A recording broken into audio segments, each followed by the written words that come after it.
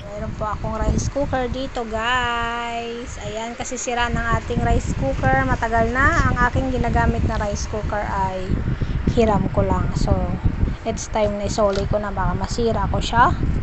So, ito guys, hulaan nyo kung saan ako kumuha ng pinambili nito. Ito po ay worth 800 pesos na may 1 liter capacity glass, easy to open, 400 watts na Tough Mama. So, ito po hindi sponsored na products kasi ito ay aking paboritong brand noong ito po kasi talaga subok ko na brand ang Tough Mama. Sa unong ano pa yan, Kinder pa, way back Kinder pa nga ako, niregaluhan ako ng ganitong brand. So, nagtagal naman siya. So, ito ulit ang aking binili. So, sa halagang 800 pesos ay meron na tayong 1 liter capacity na rice cooker.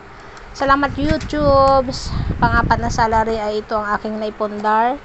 Sa pang-una, ano bang binili ko? Parang gamit sa bahay lang karamihan. Para lang may makita tayo sa ating pinagpaguran. So, ito sa pang-apat na sahod ko ay ito ang ating nabili.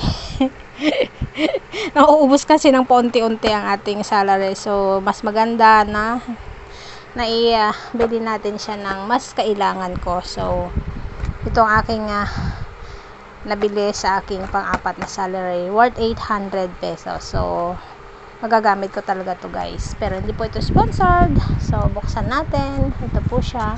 Wala pong steamer ito. Kasi marami na po akong steamer dyan. So, hindi ko siya kailangan. So, ito lang talaga ang kailangan natin.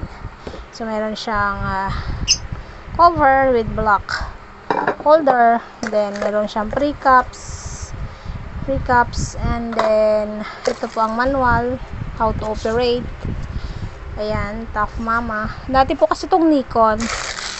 Yan talaga ang brand niya, Nikon. So, ito po. Ayan, as you can see, wala naman siyang gas-gas. So, ito po talaga ay saktong-sakto lang sa amin itong laki. Siya ay may 5 cups. Ayan, 5 cups. Then, ito po ang kanyang plate. Ayan. Ito po ang kanyang cord. Subukan na to talaga kaya ito po ang aking binili po ulit na brand. So, ang kanyang kulay ay kulay gold. Yan po ang kanyang kulay. Naghanap po sa ng green. Apple green kaya lang wala. So, ito na lang. Kulay ng pera. Gold. Yayamanin. So, wala kasi ako sa silver. So, ito na lang tayo sa gold. Ito po ang kanyang space. Ayan. Model. Ganyan. 600 hertz and 400 watts. Hindi naman to ganong magastos daw sa kuryente. So, ito. This is it. Pansit. Nagluluto na ako dito kasi 1 week lang tong replacement. So, ito try natin to within 1 week kung hindi siya masisira or good quality ba talaga siya. So, ito na po ang ating na isip na bilhin na parang remembrance sa ating pang-apat na salary sa YouTube. So, this is it guys. Thank you for watching.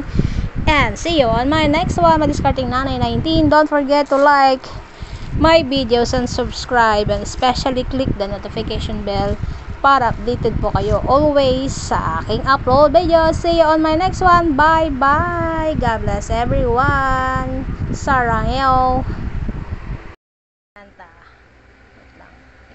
Ito na po. Ito na po ang ating rice cooker. Gumagana naman siya guys. As you can see, nagkukok. Then, tingnan natin to kung talagang tatagal ba to. Pero subukan na to. Baka naman Tough Mama. Libre na po ang promotion nyo. Ayan, Tough Mama. Baka naman. Not sponsored po ito.